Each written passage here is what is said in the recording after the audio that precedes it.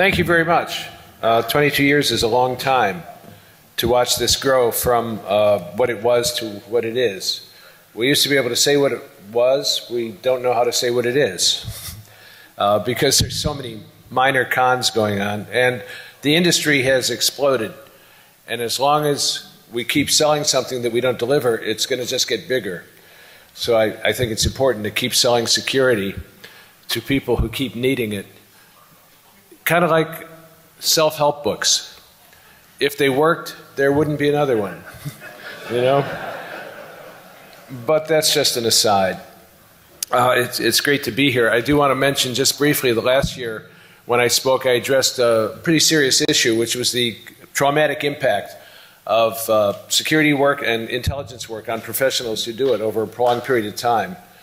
And it was the first time I heard people crying at DEF CON because it brought forth what some of you have experienced over many, many years. And I'm just sharing that to say, if you can look at the YouTube video, it's online, and a lot of people have looked at it. It's a serious subject that is seldom addressed directly and successfully inside the agencies, or often by corporate.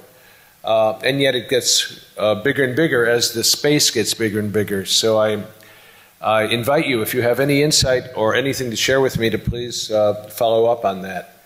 It continues to plague people. I got an email just last week from a good friend, longtime friend at NSA, who said they were advised to be sure they watch each other's backs. Well, that's the kind of advice that's easy to give and impossible to take because it's not very specific. But the reason he found out was because 3 people had committed suicide that week and one the week before.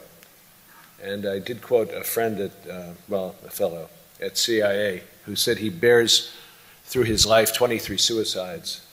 And they were inordinately proud of having the highest rate of suicide, alcoholism, divorce, and adultery in the government. That was the DO, the Directorate of Operations.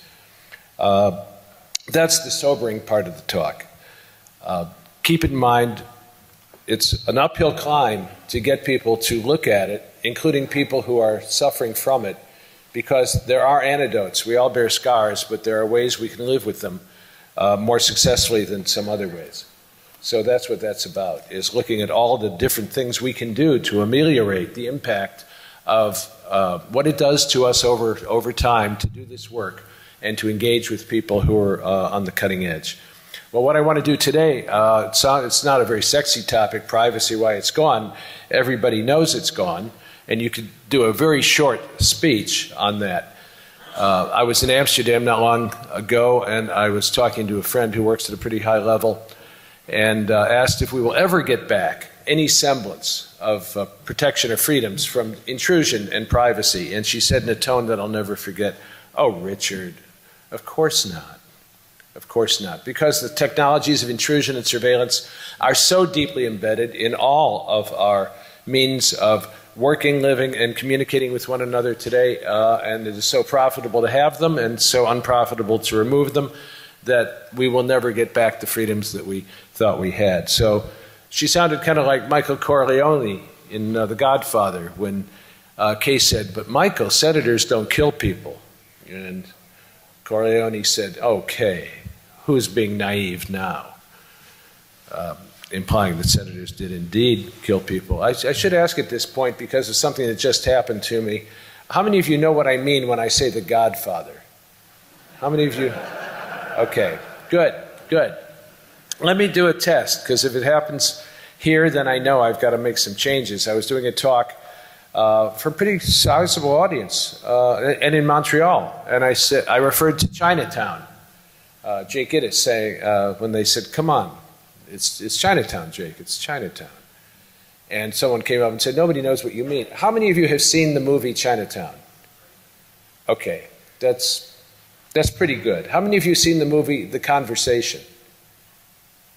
Fewer. Okay, I encourage you to see The Conversation, see what it's like. It's a terrific movie with Gene Hackman about surveillance. But the point is, I like to be able to refer to popular culture markers and signals that people recognize.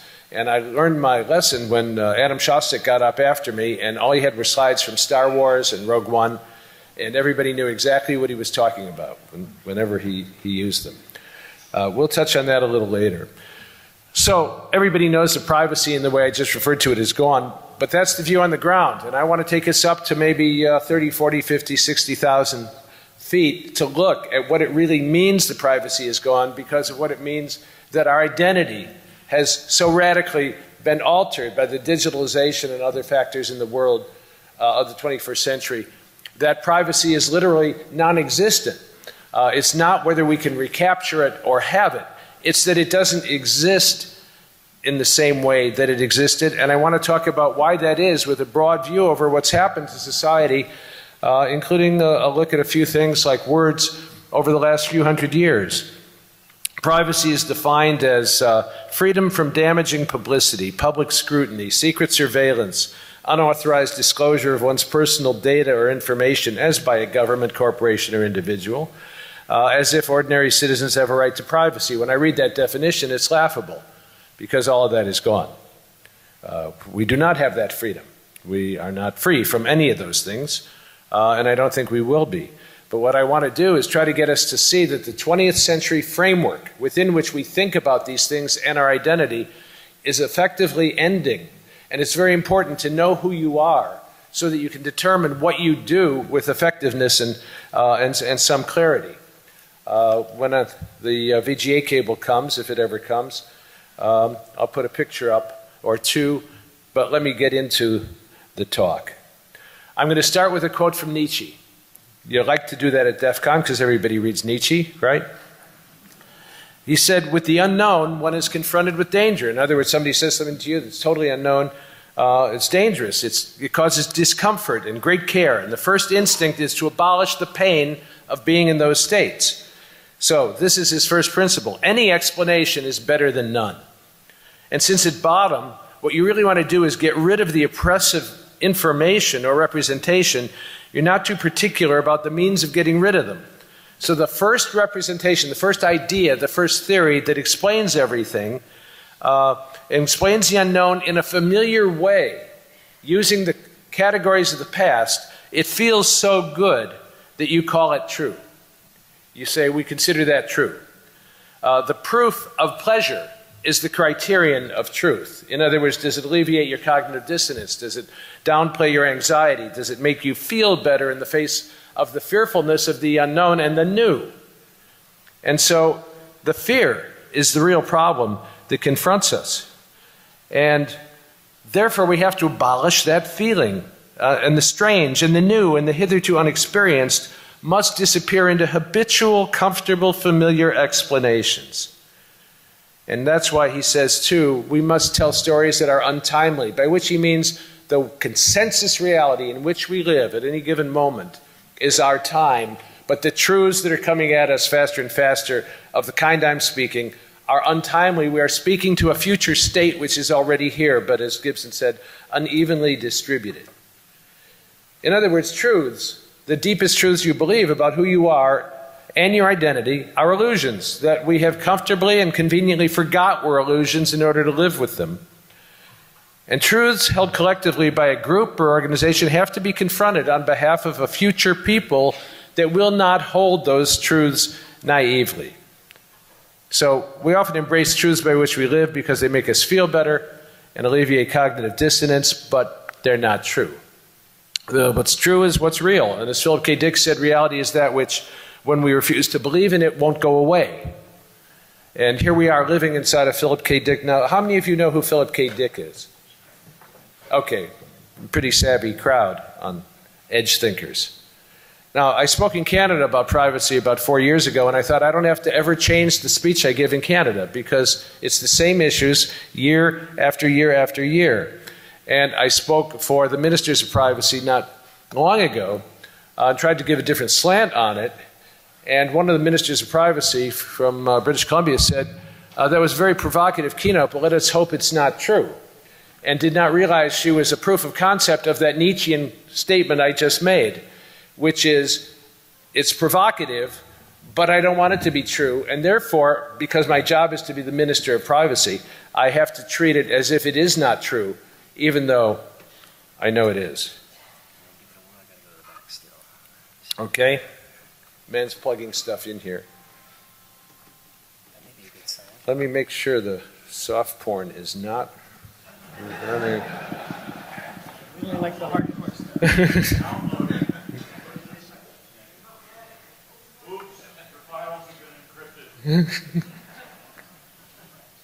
Okay? All right, so that's going to be my image for the hour, that DEF CON image, I guess. Somebody's probably doing something to try to get the other image up. Okay, so one of the ministers of privacy got up and gave a very, very passionate speech about all the restrictions they have on the government and on society to try to save privacy. And I asked if they really work for the intelligence community. Do they really adhere to these things? And she said, well, in theory. In theory. And all you can say is in theory and practice are the same. But in practice, they're not. Okay, so privacy and security. Matt Blaze once said a long time ago, the weakest link in the security chain is frequently the definition of the problem. And the definition of the problem is often not what we think. That applies to privacy too, and we're going to see how. Because these are difficult concepts I'm trying to advance because they, like the Zen Buddhists say, enlightenment is a nightmare in daylight, and when you grasp it, suddenly everything else explodes, and you have nothing but space to create new possibilities if you can stand it. And that's what we're talking about. We're living by 20th century concepts, and they don't fit anymore, and therefore we talk about privacy and security, actually, as if we know the definitions of the problems, but they're not what we think. A wise person under these conditions steers their course by the torchlight of doubt and chaos. And as Niels Bohr said of quantum physics, anybody who isn't confused doesn't understand what's going on. I think that's true about privacy and security as well. Okay, now let me provide some history. Printing press with movable type was introduced to Europe by Gutenberg in 1439. It played an unimaginably huge role in the development of the Renaissance, the Reformation, the Age of Enlightenment, and the whole scientific revolution, because you now could share standardized tables and data for the first time in history. It laid the material basis for our knowledge-based economy and the spread of learning to the masses. You cannot overstate the importance of the printing press. And it was revolutionary in England when William Caxton brought the printing press there in 1476. When something changes the world so radically, we exaggerate the impact.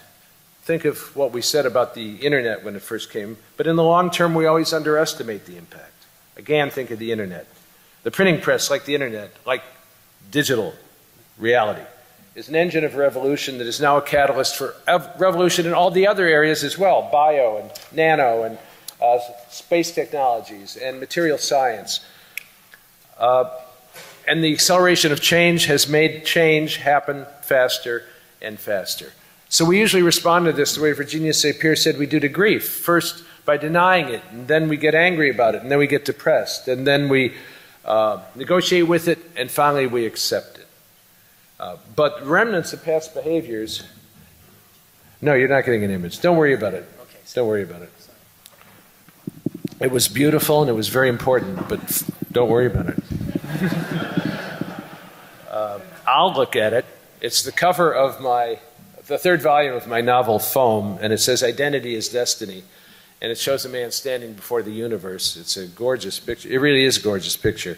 And I mention that only because I will be signing a few books that I brought after the talk at 2:30 and 3 in the vendor space. The other one was going to be just a picture of mind games, because those are the kind of games I'm playing with you. And I was also going to show you a picture of the UFOs in Government book, because I continue to get feedback from numerous sources about the accuracy of our historical analysis of how the government responded to that phenomena over 60 years. But I won't show you those pictures. We'll just leave that aside. The remnants of past behavior persist, and how prior technologies socialized us and taught us to behave as they framed our lives, then they went into the background. But they're still there. We just don't see them. Like the electric grid, you didn't see the lights. You saw by the lights when you came in here. You see by virtue of the lights illuminating.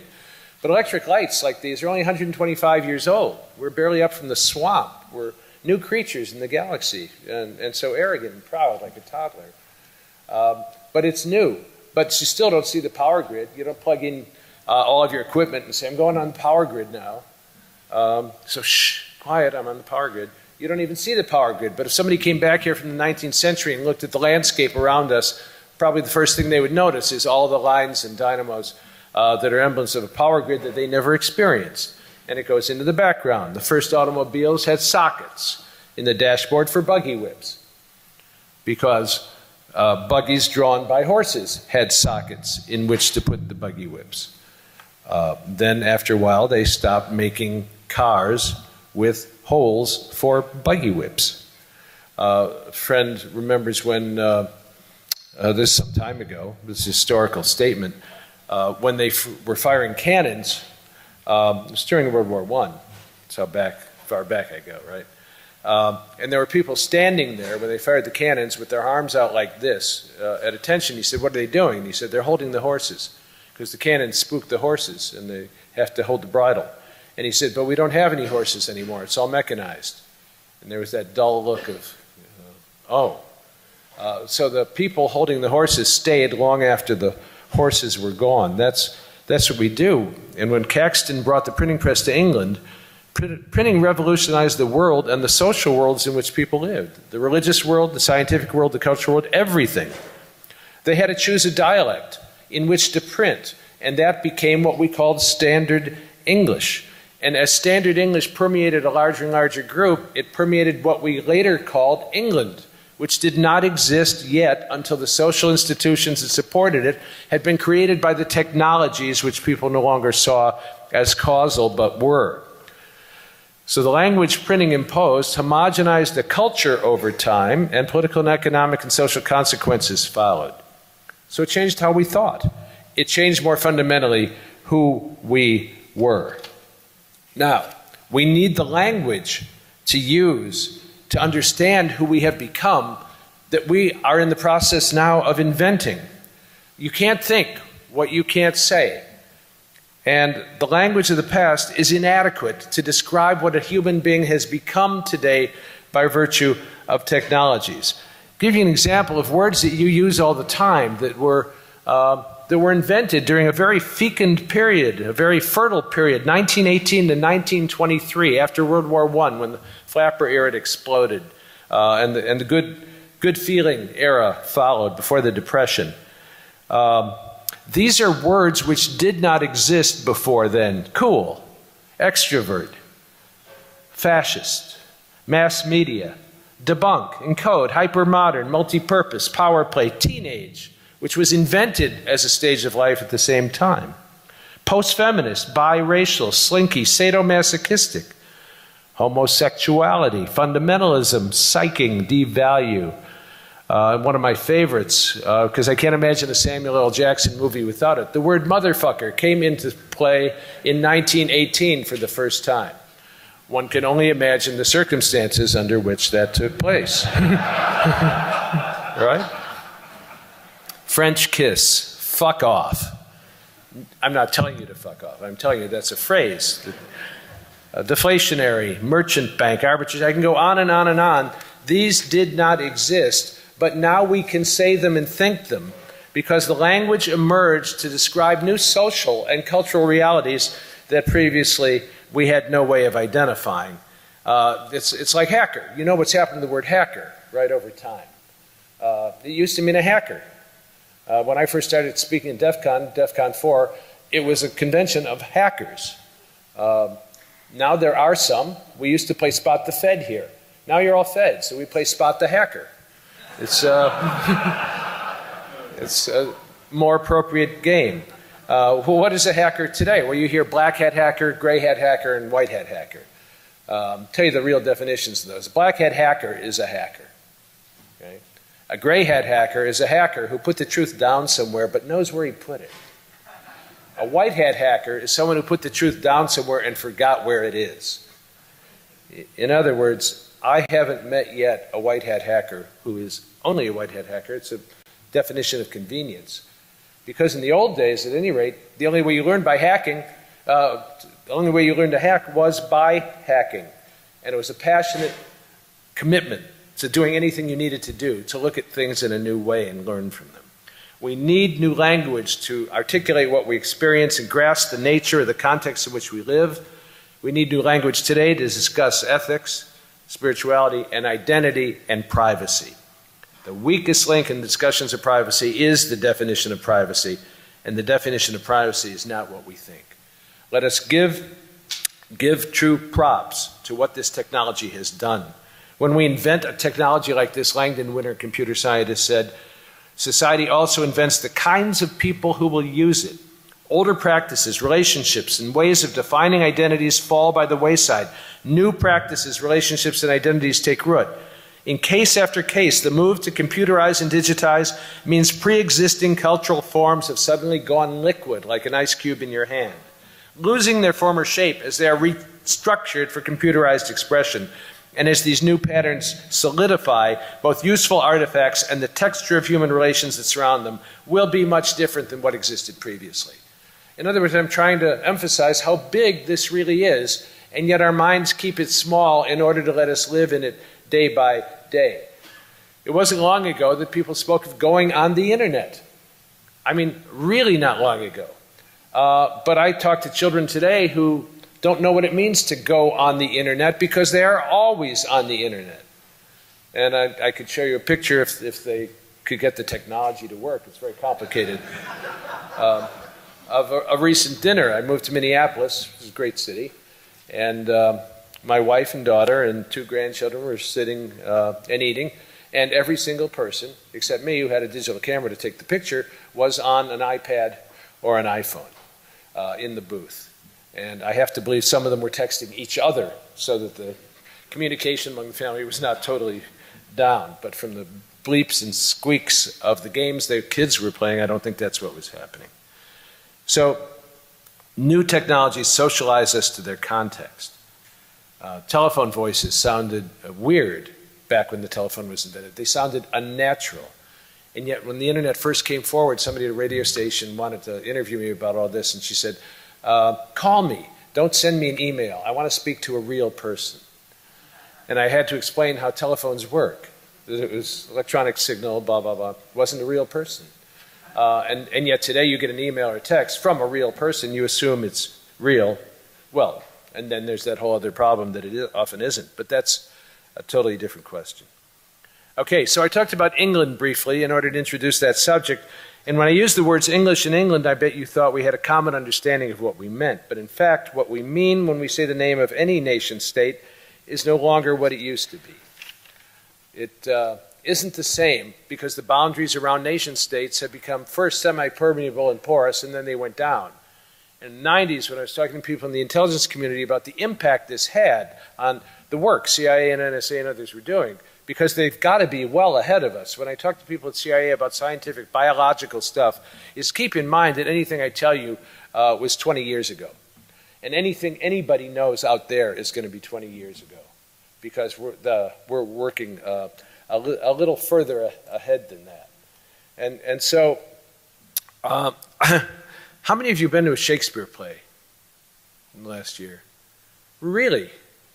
What a group, honest to God. I mean, it's wonderful. How many of you have seen a Star Wars movie? Oh, more than went to a Shakespeare play. Okay. Okay. When you're going to a Shakespeare play, we think we are understanding Elizabethan English, which is being spoken, unless it's been changed to make it more palatable. But at least 25% of the words being used mean something different than what you think they mean.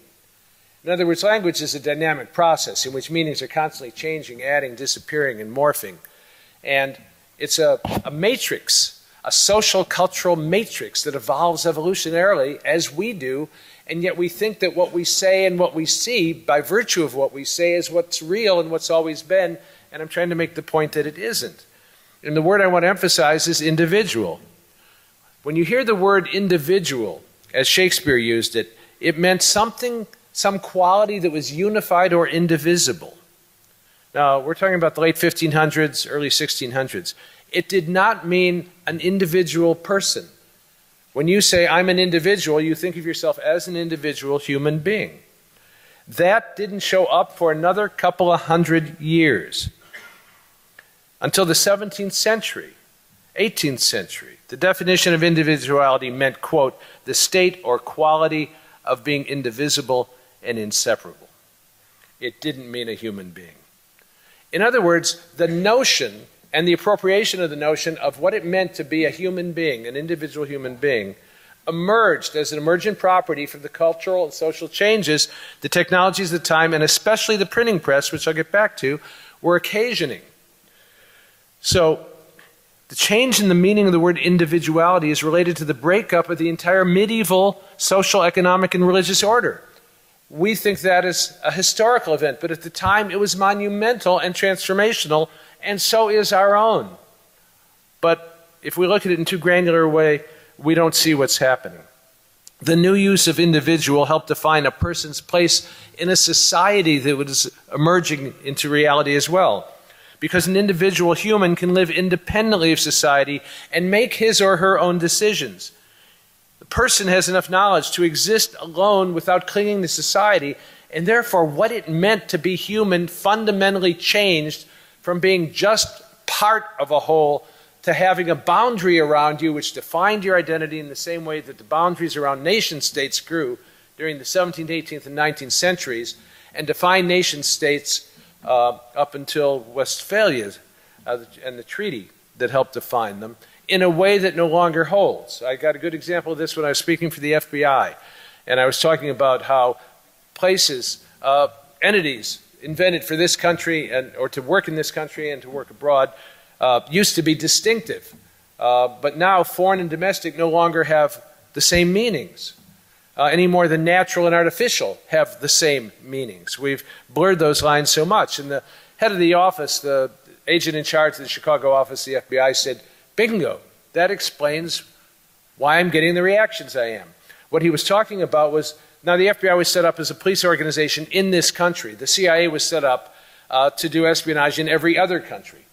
That's why at that first talk I gave at DEF CON 4, I could say, you want to hack? Come on in.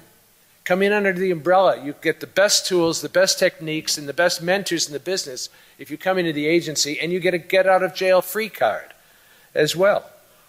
Because all of the hacking that you know is just part of the vast subset of hacking that we have developed, as many people now know more than they did in more detail, to hack other countries. We don't have any friends, someone said, Deputy Director of SIGINT, actually, at NSA. We have only targets. And he was trying to calm down the guy who said, the English are special friends. We have a special relationship. He said, we have no friends. We have only targets. And it's everybody else. So CIA was set up to be that way in 1947. It's what our security world, our national security state has developed as a necessity. And I'm not criticizing that. I'm just saying it's what's so. So the FBI was supposed to be here and the CIA was supposed to be there, but here and there no longer mean the same things. So the FBI works all over the world now, and CIA is, of course, operating overtly now, as, for example, with the New York Police Department by design. The statements are by design to make a point, but the CIA is all over the place inside as well, because the boundaries are down, and the nature of the information state that we inhabit means you have to go where the information goes and see where it comes from, and nation-state boundaries don't matter anymore. What the FBI man was saying is that the real sources of power and influence on us, on our lives, that which directs our behavior, are transnational. They are sometimes entities that, again, have no names, that don't have names, but they're not just nation-states. So we kind of coexist like a parallax view between seeing nation-state as operative and knowing that the real source of our behavior is something else. How much business does Microsoft or Apple do somewhere else? Much more than 50%. We think they're American companies. They're not. They're companies. And they have their own independence and their own operations, and their influence and power on us supersedes that which we think is patriotic. And that's what the FBI special agent was trying to say. I used to be able to invite people to cooperate with the FBI, and they always did out of patriotic motivation, he said. But now, more and more, I'll get the answer, I'd like to help you, but. And that but is the instantiation of they know that the true source of their power is not the country in the same way that it was, which is why the political rhetoric we're hearing today, which is so 20th century or before, the political rhetoric is a 20th century framework that's not describing any of the realities that are impacting people's lives. And that's why the solutions defined in 20th century terms can't work in the 21st century, because we're a totally different kind of economy and society. Well, why am I bothering going into all this? Well, because privacy, as we have used the word, has meaning only for an individual, which was an emergent property, I say. Only for an individual. Privacy is something that an individual has. And this meaning of individual no longer applies to humans today. Not in the same way. Not really. We always knew we were cells in a body, but we used to emphasize the fact that we were cells, individuals. Now we have to see body-ness. And when digitalization took over, people experienced themselves more powerfully as nodes in a network, and it restructured how we had to work in teams. You never heard of work teams, or in the same way, you never heard of teachers having to teach people how to work in teams. In my day, when we tried to work cooperatively, I was usually nailed for cheating, because that's what we called it then. You were told to do your work alone, individually. Don't look at anybody else's work. That's been totally transformed by the technology of learning and action. So, what does privacy mean in this new world? And what is contingent on it? And why does it matter? Well, Andrew Grove, who's one of the founders of Intel, said long ago, almost 20 years ago, privacy is the big problem of the electronic age. At the heart of the internet culture is a force that wants to find out everything about you. And once it has found out everything about you and 200 million others, that's a pretty valuable asset. So people will be tempted. Isn't that naive? They'll be tempted. Today they do it all the time. To trade and do commerce with the asset, which is the information about you, that you have freely given them, a la Facebook, etc. All unknowingly given them the commodity that is yourself in terms of the data that you provide simply by existing in that online world. That wasn't the information that people were thinking of, he said, when they called this the information age. Commentators said we think of privacy as tremendously valuable. We call it a human right, but we live in the Facebook age, and the only thing more cherished than privacy is publicity. We share personal data in flagrant ways, but believe we have a right to privacy when we choose to keep things private, which we cannot do anymore. So privacy is a human right. Well, privacy became real around the same time that rights became real. You know that people before this transformation of society, you lived in one room. I mean, you didn't say, I'm going upstairs to have sex now. Everything took place. The animals lived with you. You know, look at a castle keep in the winter. Everybody lived in one place. The idea of entitled Americans saying, I want a room of my own, every child gets a room of their own, it was literally unthinkable because nobody did that. Well, privacy emerged at the same time that rights emerged. In other words, they became cognitive artifacts, what I call the structures we have internally that we believe in as if they are real, but which have emerged as a response to the changes in society and above all the information flow which defines and limits them. So rights, we say rights came from the Magna Carta, but until they were conceived as we do recently, we didn't see the Magna Carta that way at all. The people doing the Magna Carta did not see it as an instantiation of rights. Intellectual property and intellectual property rights only became possible after the printing press externalized the products of our thinking as if they were artifacts with boundaries around them. And boundaries, as I keep saying, determine identity, and boundaries around everything from individuals to nation states, and I suggest planetary culture are going down. Everybody knows we're not alone in the universe, but we don't know that we know it, because the authoritative voice continues to refuse to validate the observations of thousands of people that suggests something else is going on. But that's a whole other talk. The fact is, we are not alone in the universe. We are part of a sentient web of intelligence that spans galaxies. And we have been thinking we're the apple of God's eye and the product of a special intelligence that only wanted us on this earth to evolve the way we did. So vain. As the president would say, sad. Sad. Doesn't speak in paragraphs. Gets his point across, though. Paragraphs are going the way of cursive writing, honestly.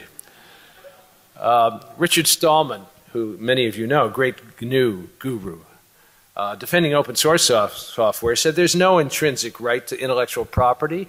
The idea of copyright did not exist before when authors copied everything from one another. And you know that. If you look at manuscripts made in monasteries, you see that people wrote in the margins all the time and copied each other. And there was no thought I'm stealing. And I tried to get some professors who I once consulted with to understand this. They were very upset about plagiarism, which their students were doing, but in a cut and paste world where pieces of information came and went without identity, without source, without retribution or attribution. Plagiarism was ceasing to mean what it did when things were defined in a textual environment. So substitute privacy for Stallman's statement, copyright. There's no intrinsic right to privacy because the forces that made it viable, the social, economic, religious, legal forces, have been transformed and are blurring and disappearing. And so printing changed everything. That's my point. And so has the internet. And so are the other domains of advancement to which I can only allude, like bio. The revolution in information and communication is the axis around which our 21st century world turns right now. Privacy is honored in lip service, but not in the marketplace where it is violated or taken away every single day. It's not honored in intelligence operations, certainly. We all know that. It can't be. It can't be. And it's not honored in how computers and softwares are built. A rock star once said, if voting were important, they wouldn't let us do it. Well, if privacy was important, it would be honored in fact, and it isn't. I mean, you have to take a good look sometimes. Look at the vendor space sometimes, a thing like Black Hat. A friend of mine who's been in the business a long time looked out and he said, every single one of these people is selling something they cannot deliver because they guarantee they are going to ensure safety and security for the enterprise, and they cannot do that. But that's an aside. Someone said, well, I said that. Other things are much more important than privacy. Power is more important and money is more important. The Onion once ran an article saying customers are our second most important factor. Of course, everybody says customers are the most important, but they mean after money. After money. The Internet of Things, you know what it's like. We've got a village dedicated to hacking all the aspects of it here. It ignores privacy, as software companies do in a rush to market. I remember Bill Gates saying years ago, show me something I can fix, I'll spend $1 million to do it. Show me something that makes me 2 days late to market, forget it. Time to get to market matters more. Privacy advocates, and they're all over here, well-meaning, righteous, and sincere, are fighting a rearguard action with reality itself. And reality always wins. So children today are growing up without an expectation of privacy and without an understanding of what we mean by privacy because their social world has taught them a different way of being, which is it's all out there. Sure, you can have great movies about living off the grid, but try it. You wind up looking like the Unabomber, right? And even he had to use a bus to get his bombs to San Francisco so he could trust others to mail them. You can't really live off the grid unless you're living with wolves in a cave. I said in a forecast of security issues I was asked to identify years ago, 20 years ago, that the only way to protect data is not to collect it in the first place. That was true. It's still true, and it's totally ignored. We give it away or we allow it to be taken, as if it is of no account because we cannot see or feel the ends to which data analytics put our little biographical bits, every daily choice that we make. And everyone who can collects data, and everyone who knows how to do it parses it to gather not data but information. Information, remember Claude Shannon said, is the difference that makes a difference. Well, this information makes a huge difference. Not the noise, but the data that creates information, the signal, and it gives those who know how to extract it from the data leverage, power, and money.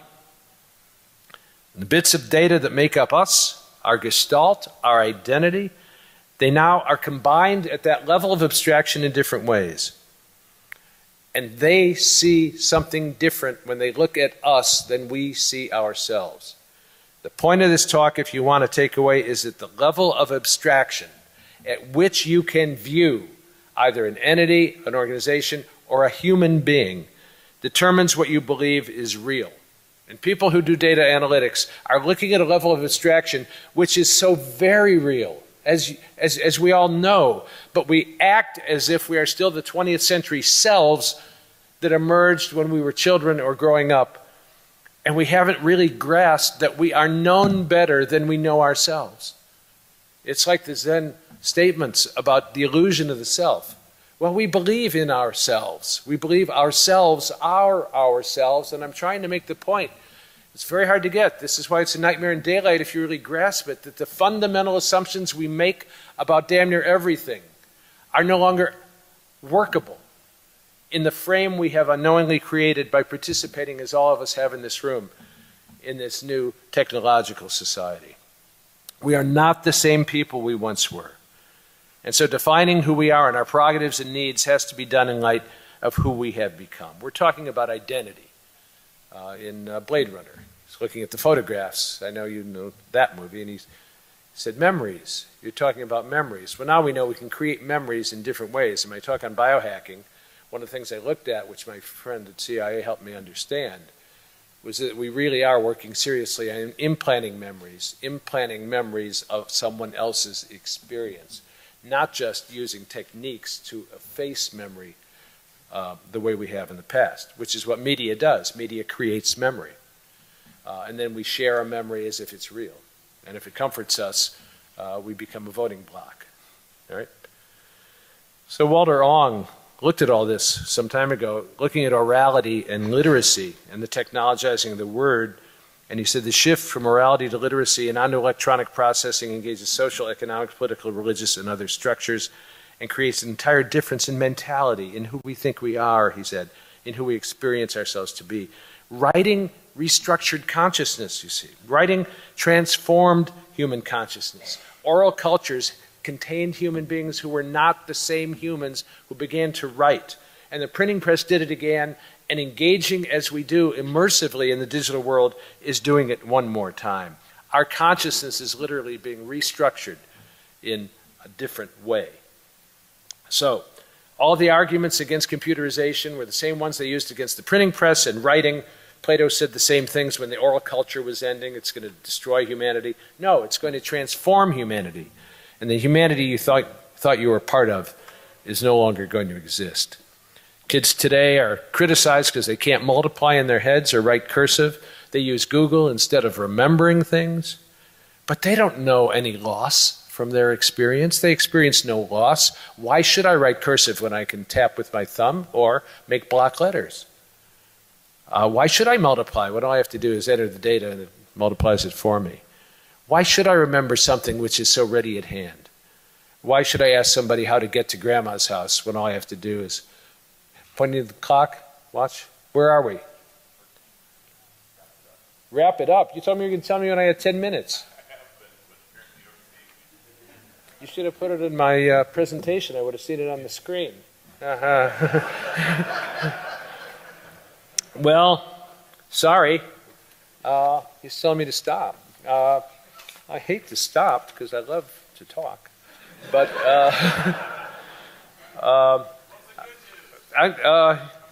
I'm just going to quote a couple of people and then I'm going to wrap it up. This is an old quote, but it still tells you how they were thinking at MIT some years ago. When we do the kind of data analysis I was talking about, we get a God's eye view of human behavior.